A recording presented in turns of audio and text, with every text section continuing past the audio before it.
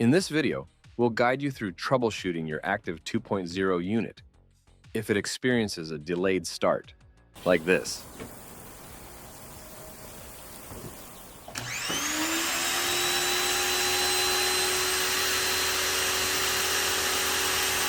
If you are experiencing this issue, your unit could have a damaged bypass valve.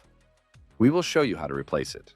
Tools you will need: an adjustable wrench, a Phillips screwdriver, a flathead screwdriver, and a WD-40 lubricant.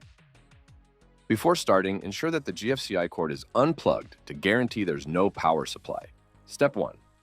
Remove the microswitch pin, then detach the microswitch from the bypass pin.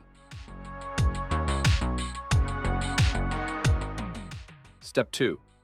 With an adjustable wrench, detach the pump outlet and set aside these three parts.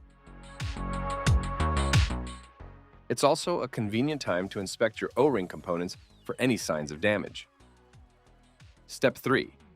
Use an adjustable wrench to detach the bypass pin and set the parts aside.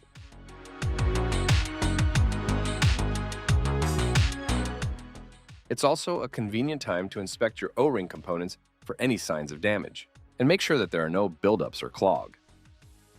Step 4. Use a Phillips screwdriver to push out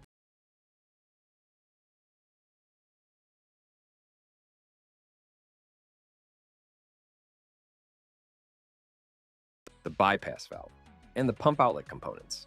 Step 5. With a Phillips screwdriver, put the new bypass valve to its place, then put the pump outlet parts back together and reattach them to the unit.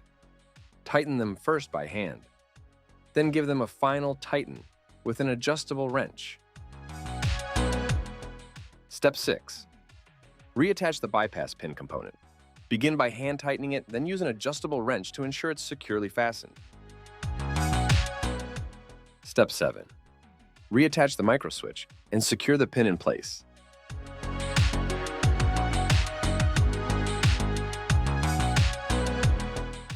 Finally, let's finish up by testing the unit. There should be no delay now.